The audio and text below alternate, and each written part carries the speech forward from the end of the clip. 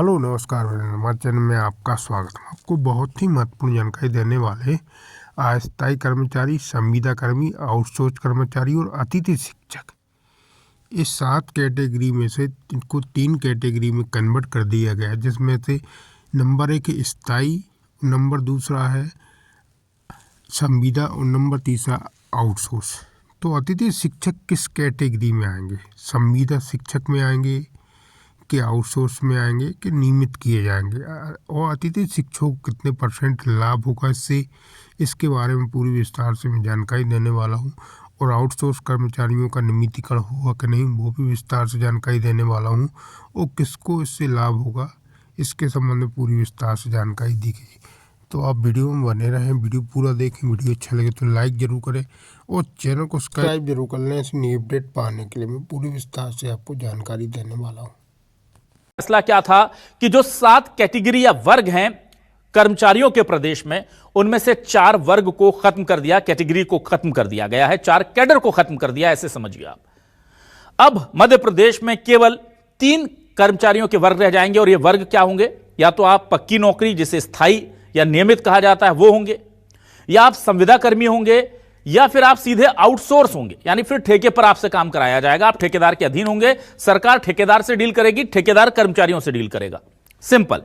इसके बीच में अस्थायी कर्मी, स्थायी कर्मी, दैनिक वेतनभोगी, मस्टर कर्मी, ये जो तमाम 4 प्रकार के कैडर थे, ये सरकार ने खत्म कर दिए। अब इसे लेकर गफलत हुई कि भाई इस पर काम करने वाले करीब 1.5 लाख से ज्यादा कर्मचारी कहां जाएंगे? तो सरकार ने स्पष्ट किया कि ये कैडर खत्म किए हैं, कर्मचारी अभी काम करते रहेंगे। जैसे जैसे ये रिटायर्ड होते जाएंगे, इनके पद पर दूसरी नियुक्ति नहीं होगी। मतलब ये जो पद हैं, ये पद खत्म किए जा रहे हैं। जो अभी काम कर रहे हैं वो काम करते रहेंगे, ये रिटायर्ड होते जाएंगे, इसके बाद इस पद पर दूसरी नियुक्ति नहीं होगी। सबको लगा ठीक है भाई, अच्छी बात है। लेकिन आप सोचिए कि 1.5 लाख पद खाली होंगे और इन पर नियुक्ति नहीं होगी, तो ये 1.5 लाख लोगों की जगह जो काम करेंगे, क्या सरकार 1.5 लाख नई पक्की नौकरी इन्हें देगी? फर्ज कीजिए कि आज से 1 महीने बाद दैनिक वेतनभोगी नगर निगम या किसी संस्था में, भोपाल नगर निगम का एग्जांपल ले लेते हैं, वहां पर 50 नगर निगम के दैनिक वेतनभोगी एक महीने बाद रिटायर हो रहे हैं। अब उन 50 जगह पर दैनिक वेतनभोगी नहीं आएंगे, तो फिर किस मद में, किस हेड में, किस कैडर में उनकी भर्ती होगी? यह बड़ा सवाल है।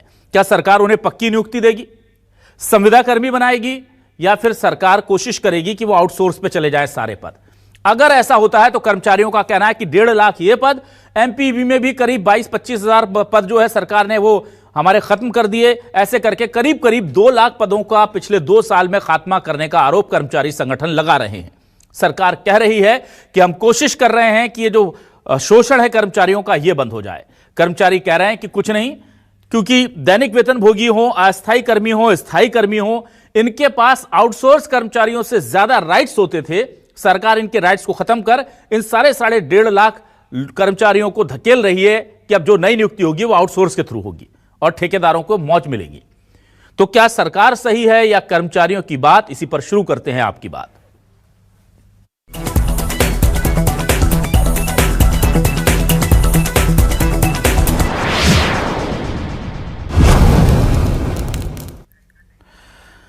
सबसे पहले सुनते हैं कि प्रमुख सचिव वित्त विभाग के मनीष रस्तोगी ने क्या बताया है इस फैसले को लेकर। हमने उनसे सवाल किया था, सवाल बहुत सीधा किया था, पर वो सवाल को थोड़ा सा टाल गए। उनको जो बताना था वो बता गए, सुनिए। जो आपने अभी पिछली कैबिनेट में माननीय मंत्रिमंडल ने बहुत ही इंपॉर्टेंट हम लोगों का प्रस्ताव वित्त विभाग का पास किया है, जिसमें कि जो विभिन्न शासकीय जो कर्मी होते थे, इतने कर्मी की श्रेणी हो गई थी मध्य प्रदेश में कि माननीय न्यायालयों को भी समझ में नहीं आता था। तो कभी भी कोई भी ऑर्डर हमारे खिलाफ हो जाते थे, तो अब उनको बहुत ही रिस्ट्रिक्टेड शासकीय नियमित सेवक, संविदा और आउटसोर्सिंग, मतलब वो हमारा सेवक नहीं है, वो बाहर से संस्था से आएगा, और अंशकालीन। ये सिर्फ भविष्य के लिए, क्योंकि अभी जो लोग काम कर रहे हैं वो तो यथावत रहेंगे, उनके अधिकार भी यथावत रहेंगे। किसी को व्यक्ति को कोई निकाला नहीं जा रहा है, किसी व्यक्ति की कोई अधिकार कम नहीं किए जा रहे हैं। कर्मचारी नेता जिस तरह से सरकार कह रही कि हम कर्मी कल्चर खत्म कर रहे हैं और हम अंशकालीन, संविदा, आउटसोर्स या फिर परमानेंट यही नौकरी रखेंगे बस, लेकिन अब आप इस पूरे फैसले का झोल समझिए जो कर्मचारी नेता समझा रहे हैं, जो डर उनको लग रहा है। सुनिए क्या कह रहे हैं रमेश राठौर जी और वीरेंद्र जी इस पूरे मामले को लेकर। मध्य प्रदेश शासन ने मंगलवार की कैबिनेट में कार्यवाहित कर्मचारी, स्थायी कर्मचारी, दैनिक वेतन भोगी कर्मचारियों के अस्थायी पदों को स्थायी पदों पर परिवर्तित कर दिया गया है। नियमित कर्मचारियों के समान समस्त सुविधाएं, महंगाई भत्ता, ग्रेच्युटी, अनुकंपा नियुक्ति, अवकाश का नकदीकरण आदि समस्त सुविधाएं मिलनी चाहिए। जो संविदा कर्मचारी पिछले कई सालों से काम कर रहे हैं, उन संविदा कर्मचारियों को नियमित पदों पे नियुक्त किया जाना चाहिए। आउटसोर्सिंग कर्मचारियों का नियमितीकरण किया जाना चाहिए। संविदा कर्मचारियों के पदों को स्थायी पदों में परिवर्तित किया जाना चाहिए। 90,000 साथी लगातार 2 साल से काम कर रहे हैं।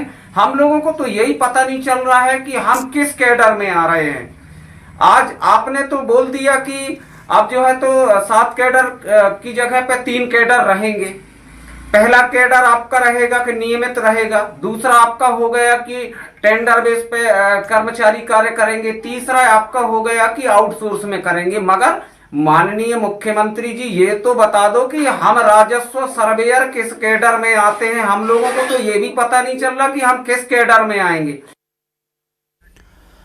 वहीं इस पूरे मामले पर कांग्रेस ने निशाना साधा है सरकार की मंशा पर, और सरकार ने पलटवार किया है कांग्रेस के आरोपों पर। दोनों के बयान सुनिए।